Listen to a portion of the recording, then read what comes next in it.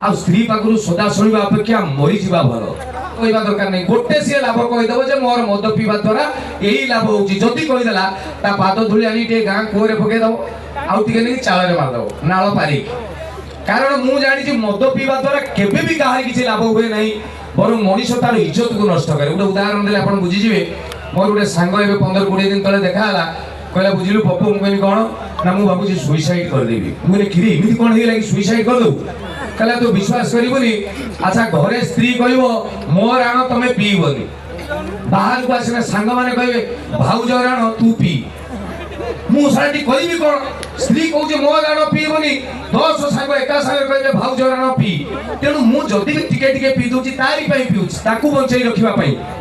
जदि पी देकी पलि आसबि crime branch CBI कुकुर भी इमती शुंगु नथिबे मत आसला दूर जानी पकूचे आदि थे जानीदेला मु मद पीची भाषा शुणु 16 अक्षरी 14 अक्षरी शोधुची।